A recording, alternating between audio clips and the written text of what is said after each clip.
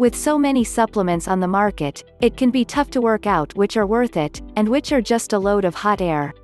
Today we're putting two of the most popular supplements on the market, BCAAs and creatine, to the test and seeing as to which one would suit you better. Let's start off by first looking into some of the basics. Okay, so first things first, what actually are they? Let's start with BCAAs.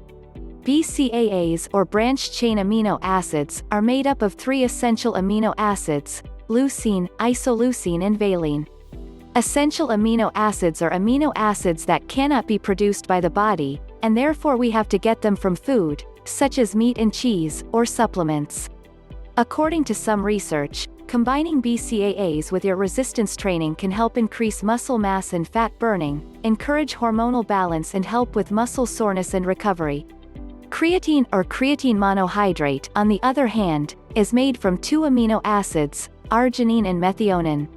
Unlike leucine, isoleucine and valine, these are not an essential amino acid, meaning that our body produces the creatine naturally. Despite being produced naturally, creatine is one of the most popular and highly studied supplements and supposedly comes with a ton of benefits. Taking creatine supplements has been shown to improve your performance, increase energy and muscle mass while also reducing the potential of injury during your training. Both sound pretty good, right? But which is better? There is only one way to find out. It's time to start talking about the science that revolves around them. When it comes to BCAAs, plenty of studies have shown that they come with many benefits, most notably that they help to reduce muscle damage and soreness and reduce your recovery time. However, there is little evidence that suggests a supplement is necessary for this, as the majority of people get plenty of BCAAs in their diet alone. While BCAA supplements might help to stimulate the muscle building response after weightlifting, other muscle building supplements are much more effective. As long as you're getting your BCAAs, you're fine, whether that be from BCAAs, whey protein or a good old chicken breast. When considering creatine supplementation, these also come with a lot of benefits.